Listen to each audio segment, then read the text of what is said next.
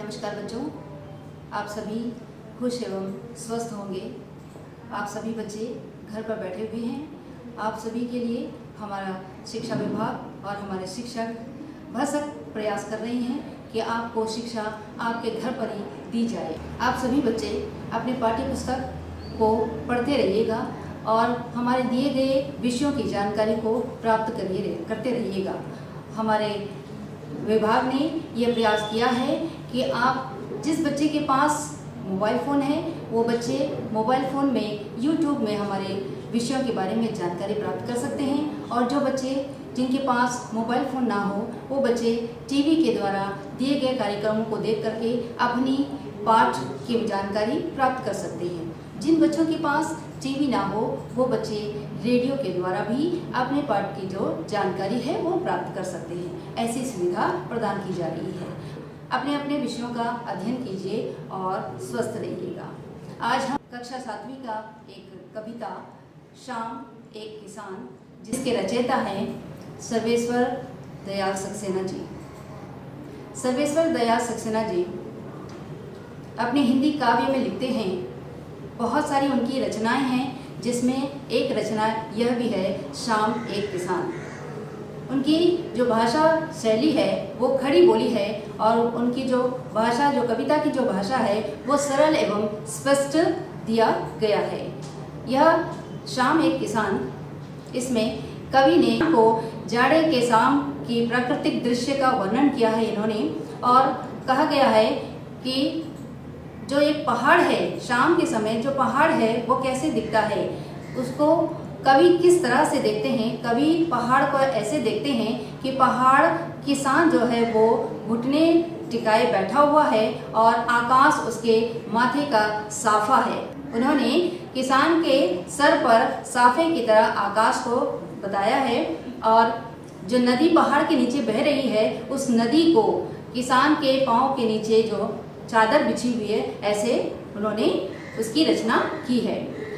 जो लाल लाल पलाश के फूल है उसको उन्होंने संज्ञा दी है कि वो अंगारे सी दरक रही है। अंगार जो है वो लाल लाल होती है, तो इन्होंने पलाश के जो फूल गिरे हुए हैं उनको देख करके बताया है कि वो ऐसे दिख रहे हैं जैसे वो अंगार जो है वो धधक रही है।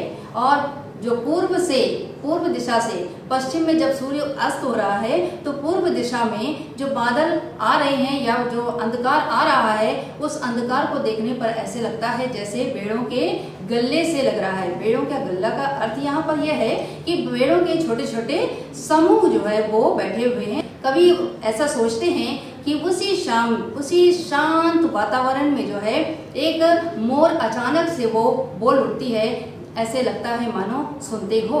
और जैसे ही ये सुनाई पड़ता है या ऐसा ही वो मानते हैं कि वह जैसे ही मोर की जो आवाज़ होती है उसी वक्त जो सूरज है वो डूब जाता है। सूरज के डूबते ही पूरा संसार अंधकार में छा जाता है। इसी को हम इन पंक्तियों में जानने का प्रयास करेंगे। बच्चों, हम कविता का पहला पद देखेंगे।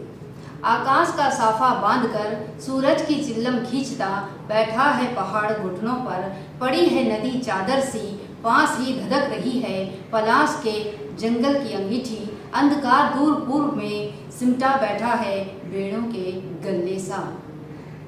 यह जो पद है, इस पद में कवि यह कहना चाहते हैं कि एक किसान है जो घुटनों पर बैठा हुआ है और आकाश का साफा बांधे हुए है। आकाश को देखने पर उनको ऐसे प्रतीत होता है कि वो जो पहाड़ है वो एक किसान है और आकाश जो है वो एक साफे की तरह उसके सर पर बंधा हुआ है, और जो पहाड़ के नीचे जो नदी बह रही है वह नदी ऐसे जान पड़ता है कि वो किसान के घुटनों के नीचे जो है वो बिछी हुई है। चादर ओढ़े हुए किसान बैठा हुआ है ठंडी वाली शाम में, और जो पलाश के फूल नीचे गिरे हुए हैं उसे देखने पर लेखक को ऐसा प्रतीत होता है मानो वहाँ पर अंगारे धधक रही है।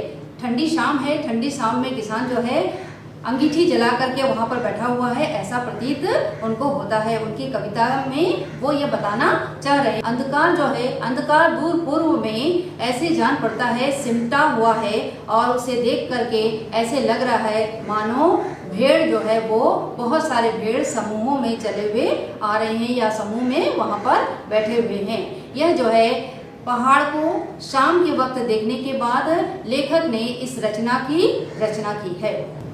पहले पद में हमने बच्चों देखा कि लेखक ये कहना चाहते हैं कि एक किसान बैठा हुआ है और शांत सा माहौल है, शाम हो रही है। कवि सर्वेश्वर दयाल सक्सेना जी अपनी कविता के इस पहले अंश में ये बताना चाहे हैं कि आकाश का साफा बांधकर किसान एक ठंडी शाम में अपने सर पर आकाश का साफा बांधकर, जैसे कि आप चित्र में भी देख सकते हो कि कैसे एक पहाड़ किसान की तरह बैठा हुआ है और उसके सर पर आकाश जो है साफे की तरह बंधा हुआ है। सूरज का चिल्लम खींचता बैठा है पहाड़, ऐसे लग रहा है जैसे सूरज डूब रहा है। उसकी जो लालिमा है, लालिमा को वो चिल्लम का अर्थ यहाँ पर यह है कि हुक्का जो है उस तरह से हुक्का पी रहा है किसान। क्या है शब्द, क्या है? सूरज की चिल्लम खींचता बैठा है पहाड़ घुटनों पर बैठ करके पहाड़ जो है चिल्लम खींच रहा हो, जैसे सूर्य के प्रकाश को वो खींच रहा है। सूर्य डूब रहा है, डूबने की जो लालिमा है उस लालिमा को वो खींच रहा है अपनी ओर। नदी चादर सी पास ही धधक रही है, नदी जो है वो पास ही में से गुजर रही है। वह नदी जो है पहाड़ के नीचे बह रही है। उस नदी को देख करके कवि ये कल्पना करते हैं कि नदी जो है किसान के घुटनों के नीचे चादर की जैसा बिछी हुई है, ऐसा प्रतीत होता है उनको।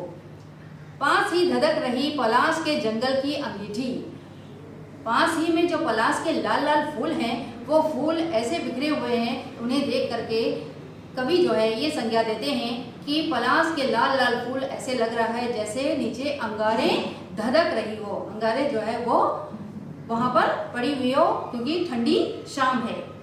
अंधकार दूर पूर्व में सिमटा बैठा है भेड़ों के गले सा, अंधकार जो है वह दूर में पूर्व की ओर जो है वो सिमटा सा बैठा हुआ है और उसको देख करके ऐसा प्रतीत होता है मानो भेड़ों के गले का अर्थ यहाँ पर है छोटे छोटे समूह। ऐसे जान पड़ता है कि भेड़ जो है वो छोटे छोटे समूह बना करके बैठे हुए हो। ऐसी एक शांत शाम की वो कल्पना करते हैं। उनकी कल्पनाओं की से ही ये कविता की रचना की गई। कवि सक्सेना जी अपने इस कविता के दूसरे अंश में ये लिखते हैं, दूसरे जो काव्यांश है उसमें ये लिखते हैं, अचानक बोला मोर जैसे किसी ने आवाज दी, सुनते हो चिल्लम औंधी, धुआं उठा, सूरज डूबा, अंधेरा छा गया। तो वो कहते हैं कि उस शांत शाम के समय क्या होता है कि अचानक से एक मोर आवाज देता है। उस आवाज को सुन करके ऐसा प्रतीत होता है कि मानो मोर कह रहा हो सुनते हो। और यह शब्द सुनते ही जो चिल्लम है वो औंधी हो जाती है। चिल्लम औंधी होना मतलब इससे पहले वाले अंश में हमने देखा था कि चिल्लम क्या है, सूर्य की जो लालिमा है उसे कहते हैं। आप देखते होंगे कि सूर्य जो है वो शाम को धीरे धीरे अस्त होता है। उस अस्त होने के समय में एक थोड़ा सा समय में ही वो पूरी तरह से वो पश्चिम की ओर डूब जाता है सूरज, और उसी के साथ ही अंधकार हो जाता है। ये हमने अक्सर देखा है। तो कवि यही कहते हैं कि अचानक से जो है चिल्लम औंधी हो जाती है, उलट जाती है और वहाँ से धुआं उठता है और उस धुएं के साथ ही जो है सूरज डूब जाता है और इसी के साथ पूरा जो माहौल है वो अंधेरे में छा जाता है। कवि अपनी रचनाओं में ये कहते हैं कि जो शाम है, शाम की जो सुंदरता है, शाम की जो सुंदरता है उसको वो मानवीकरण की ओर मानव के साथ उसको जोड़ते हैं। यही उनकी काव्य की विशेषता है। बच्चों, इस कविता में आए कठिन शब्दों का अर्थ हम जानते हैं। आकाश, आकाश का अर्थ है आसमान। दहकना, दहकने का अर्थ है जलना, जैसे पलाश के फूल जो है वो दहक रहे थे, जल रहे थे, जलता हुआ प्रतीत हो रहा था। चिल्लम, चिल्लम का अर्थ है जैसे पहाड़ जो है वो चिल्लम खींच रहा था, सूर्य का प्रकाश सूर्य की लालिमा को खींच रहा था, जैसे हुक्का जैसे पीते हैं तो वो उसको खींचते हैं। चौथा नंबर है सूरज, सूरज का अर्थ है सूर्य। पांचवा नंबर भेड़ों के गले सा का अर्थ है भेड़ों के छोटे छोटे समूह, क्योंकि पूर्व से जो बादल आ रहा था या अंधकार आ रहा था उसे देख करके कवि की कल्पना में ये ऐसे लग रहा था जैसे कि वो छोटे छोटे भेड़ों के समूह। कविता के दूसरे अंश, अचानक बोला मोर, जैसे किसी ने आवाज दी, सुनते हो, चिल्लम औंधी, धुआं उठा, सूरज डूबा, अंधकार छा गया। इस पंक्ति को हम प्रश्नों के द्वारा समझने की कोशिश करेंगे। पहला प्रश्न है, इस कविता के कवि का नाम लिखिए। ये जो कविता है शाम एक किसान, इस कविता के कवि का नाम लिखना है श्री सर्वेश्वर दयाल सक्सेना। यह है कविता के कवि का नाम। दूसरा प्रश्न है, इस कविता में किस वातावरण का चित्रण किया गया है। इस कविता में कवि ने जाड़े की जो संध्या है उसका चित्रण किया है, उसका जो चित्र है उसको दिखाने की कोशिश की गई है। तीसरा नंबर, दृश्य में क्या परिवर्तन आ जाता है। लेखक क्या कहते हैं, जैसे ही मोर ने आवाज दी, सुनते हो, उसके साथ ही दृश्य में क्या परिवर्तन हो जाता है। यह परिवर्तन होता है कि संध्या हो जाती है और सूरज डूब जाता है, वातावरण अंधकारमय हो जाता है, चिल्लम औंधी हो जाती है और जो आग धड़क रही है वह बुझ जाती है। बच्चों, हमने कविता का अध्ययन कर लिया। अब हम कविता में आए प्रश्नों को हल करेंगे। पहला प्रश्न है, इस कविता में शाम के दृश्य को किसान के रूप में दिखाया गया है। यह एक रूपक है। इससे बनाने के लिए 5 एक रूपताओं की जोड़ी बनाई गई है, उन्हें उपमा कहते हैं। पहले एक रूपता आकाश और साफे में दिखाते हुए कवि में आकाश का साफा वाक्यांश आया है। इसी तरह तीसरी एक रूपता नदी और चादर में दिखाई गई है, मानो नदी चादर सी हो। अब आप दूसरी, चौथी और पांचवी एक रूपताओं को खोजकर लिखिए। यह जो है प्रश्न आपको दिया गया है। उसके उत्तर में आप लिखेंगे, पहाड़, पहाड़ को किसान के समान कहा गया है। दूसरा, नदी, नदी को चादर के रूप में यहाँ पर व्यक्त किया गया है। तीसरा, पलाश के जंगल, पलाश के जो जंगल है उसको दहकती अंगीठी के रूप में यहाँ पर प्रस्तुत किया गया है।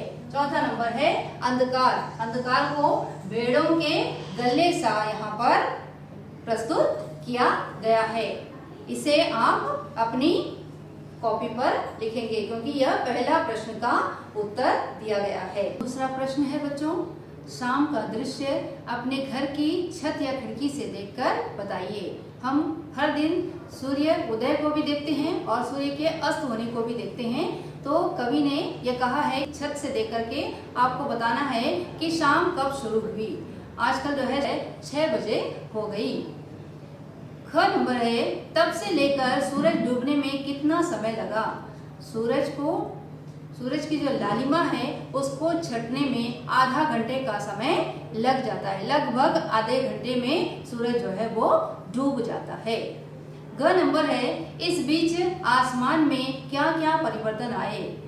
जो शाम का समय होता है उसमें हम देखते हैं कि सूर्य जो है वो पश्चिम की ओर डूबता चला जाता है और पूरी जो आकाश है, पूरे जो आसमान है उसमें पीला पीला रंग आ जाता है। पहले तो नारंगी रंग आते हैं, उसके बाद में वो पीला पीला रंग हो जाता है और उसी के साथ ही सूर्य जो है वो अस्त हो जाता है।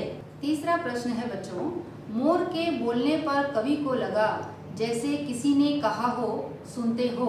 नीचे दिए गए पक्षियों की बोली सुनकर उन्हें भी 1 या 2 शब्दों में बांधिए। कबूतर, कौवा, मैना, तोता, चील, हंस। तो मैंने उसको शब्दों में बांधने की कोशिश की है, आप इसे देख सकते हैं। पहला नंबर कबूतर, कबूतर को हम अक्सर देखते हैं कि उसकी आवाज निकलती है गुटरगू गुटरगू। दूसरा नंबर है कौवा, कौवा को भी हम अक्सर सुनते हैं, वो पेड़ पर बैठे काव काव करता रहता है। तीसरा नंबर चील, चील को भी हमने देखा है चील जो है चें चें की आवाज के साथ ही वो ऊपर से उड़कर आता है और जो मुर्गी के बच्चे हैं उसको पकड़ करके वो ले जाता है अपने साथ। चौथा नंबर है तोता। तोता को भी हमने देखा है, उसकी आवाज है टें टें। इस आवाज को भी हमने सुना है। पांचवा नंबर है मैना। मैना भी पेड़ पर बैठे हुए कुहू कुहू ऐसे आवाज जो है वो निकालती है। छठा नंबर है हंस।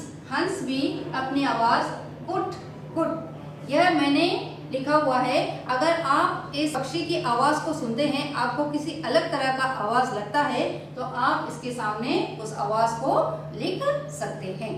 आपके पाठ्य पुस्तक में कविता से आगे जो लिखा हुआ है उसमें पहला प्रश्न है, इस कविता को चित्रित करने के लिए किन किन रंगों का प्रयोग किया गया है। बहुत सारे रंग आपने देखे हैं, सुनहरे, पीले, सफेद, इन सारे रंगों का प्रयोग, लाल, इन सारे रंगों का प्रयोग किया गया है।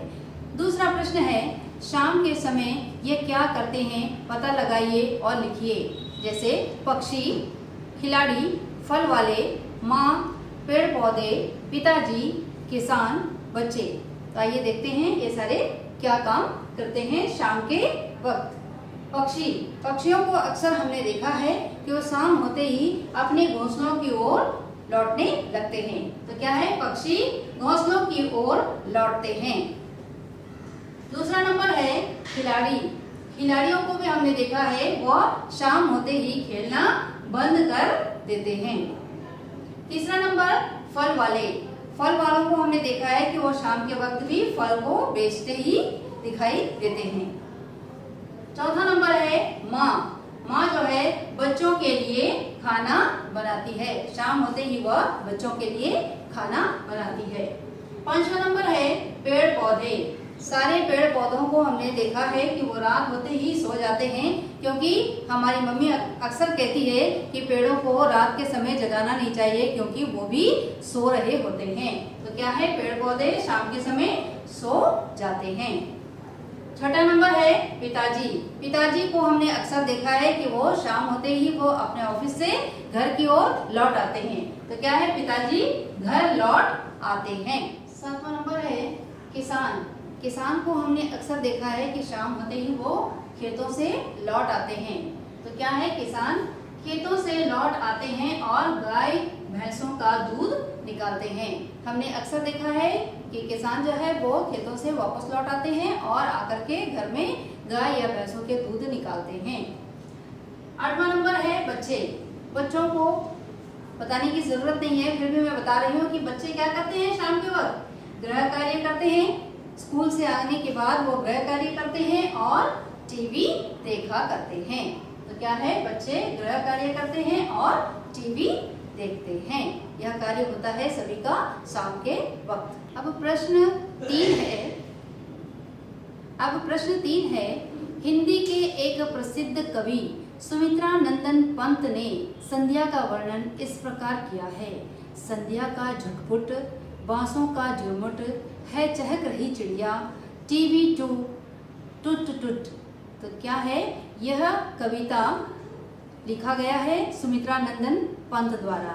ऊपर दी गई कविता और सर्वेश्वर दयाल जी की कविता में आपको क्या मुख्य अंतर लगा, लिखिए।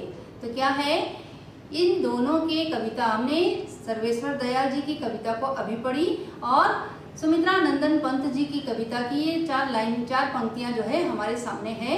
तो सुमित्रा नंदन पंत जो है इस संध्या में वो कहना चाहते हैं, संध्या का उस दृश्य को दिखाना चाहते हैं जिस दृश्य में शाम हो रही है और सारे चिड़िया जो है वो अपने घर की ओर, अपने घोंसले की ओर उड़ते चले जा रहे हैं। इसको दिखाया गया है सुमित्रा नंदन पंत जी अपने कविता में। ठीक उसी प्रकार सर्वेश्वर दयाल जी मानव से उसकी तुलना करते हैं। वो कहते हैं कि एक किसान है जो घुटने पर बैठा हुआ है, शाम का दृश्य वो बता रहे हैं, उसके साथ ही वो आकाश को उसका साफा बता रहे हैं और नदी को एक चादर जैसे किसान के घुटने पर पड़ी हुई है, पैरों पर पड़ी हुई है, और जैसे किसान जो है वो सूर्य से चिल्लम खींचता है, जैसे सूर्य को डूबने में मदद कर रहा हो। इस दृश्य को दिखाया गया है सर्वेश्वर दयाल सक्सेना जी द्वारा इस कविता में।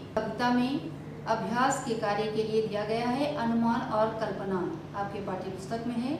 शाम के बदले यदि आपको एक कविता सुबह के बारे में लिखनी हो तो किन किन चीज़ों की मदद लेकर अपनी कल्पना को व्यक्त करेंगे? नीचे दी गई कविता की पंक्तियों के आधार पर सोचिए।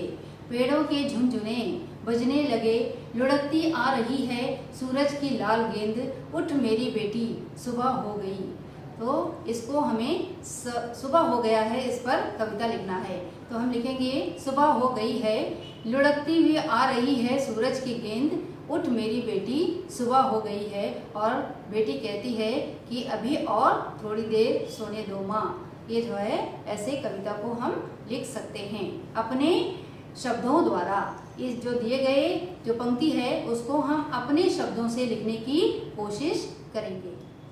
पाठ में एक प्रश्न दिया है बच्चों, निम्नलिखित शब्दों का प्रयोग आप किन संदर्भों में करेंगे? प्रत्येक शब्द से दो दो वाक्य बनाइए। दो दो वाक्य की रचना करना है। इसमें शब्द दिए गए हैं औंधी, दहक, सिमटा। इन शब्दों का वाक्यों में कैसे हम प्रयोग कर सकते हैं? देखिए, आंधी, कल सुबह तेज आंधी आई थी। कल सुबह तेज आंधी आई थी। आंधी क्या है? बहुत तेज बारिश, हवाओं के साथ जो बारिश आई थी उसको कहेंगे आंधी। उसी आंधी को हम दूसरे वाक्य की रचना करेंगे। उसी आंधी से हम दूसरे वाक्य की रचना करेंगे। मेरे मन में विचारों की आंधी चल रही है। मेरे मन में विचारों की जो आंधी है वो चल रही है। दूसरा नंबर है दहक। दहकना हमने इस कविता में भी देखा था। अंगीठी दहक उठी। अंगीठी जो है, अंगारें जो है वो गर्म है, लाल है, वो जो है दहक रही है, बहुत गर्म हो रही है। दूसरा वाक्य बनाएंगे, मैं बदले की आग में दहक रहा हूँ। मैं जो है बदले की आग, यह जो है यह अंगीठी है, यह सचमुच आग है। और यहाँ पर क्या है? आग होने का अनुमान करते हैं कि हमारे अंदर जो है बदले की कैसी आग उत्पन्न हुई है या कैसे आग दहक रहा है। तीसरा है सिमटता। सिमटता का मैं अपना सामान सिमटा रहा हूँ। मैं अपना कारोबार समटा रहा हूँ। मैं जो है अपने कारोबार को समेट रहा हूँ, यह कहना चाहता है। दूसरा वाक्य है, मैं घर में सिमटा बैठा हूँ। मैं जो है घर में डर के मारे सिमटा बैठा हूँ। यह जो है यह दूसरे वाक्य का अर्थ है। इस प्रकार बच्चों हमने देखा इस कविता में बहुत सारे नए शब्द आए, बहुत सारे प्रकृति को लेकर के कैसे हम कविता बनाया जा सकते हैं। इसकी रचना सर्वेश्वर दयाल सक्सेना जी ने किया है। इस कविता को पढ़ने के बाद हम इसके प्रश्नों को हल करते चले जाएंगे। हमें जो है यह कविता अच्छी तरह से जहन में बैठ जाएगा हमारा, हम उसे याद कर सकेंगे। धन्यवाद।